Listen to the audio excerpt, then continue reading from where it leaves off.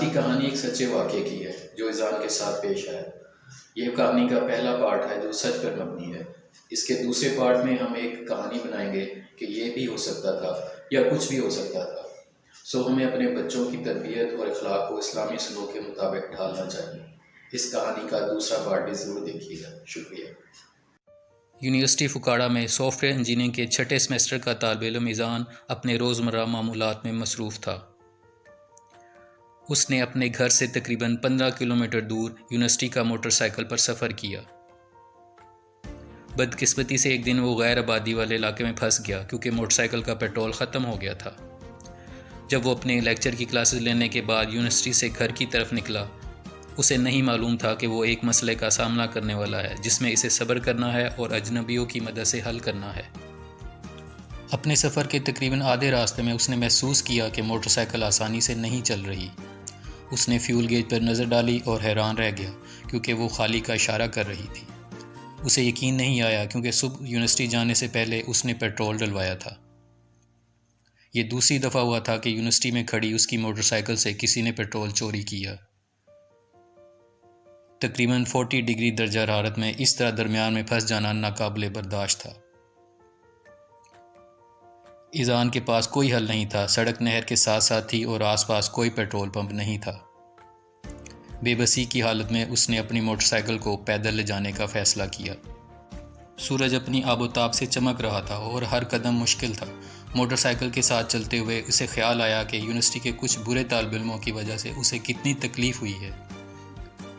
ابھی وہ ناامید ہی ہو چلا تھا کہ ایک اور موٹر سائیکل پر سوار ایک جوڑا اس کے پاس آیا۔ انہوں نے اذان کی پریشانی کو دیکھتے ہوئے مدد کا فیصلہ کیا۔ انہوں نے قریب آتے ہی اذان کے چہرے پر تھکن اور مایوسی محسوس کی۔ جوڑے نے پاس آ کر اس سے مسئلہ پوچھا۔ اذان نے انہیں بتایا کس طرح کسی نے اس کی موٹر سائیکل سے پیٹرول چرایا اور اس ویران علاقے میں پھنس گیا۔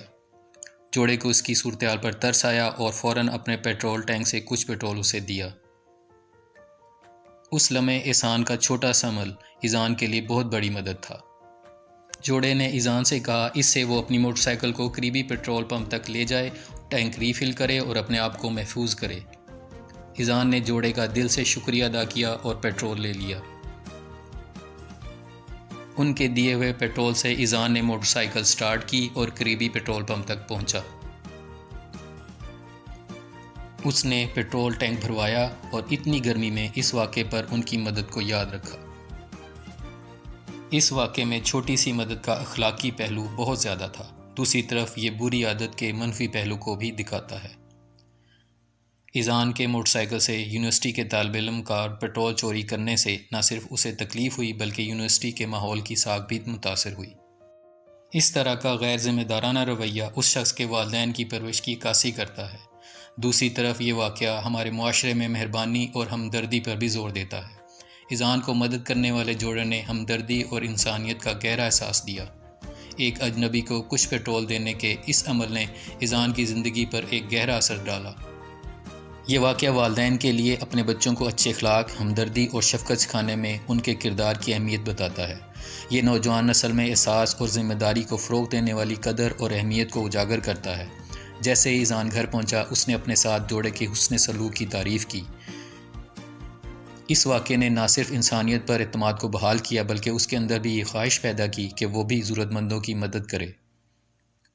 اس دن سے اذان اپنے ارد گرد کے لوگوں کی زندگی پر اثر انداز ہو گیا۔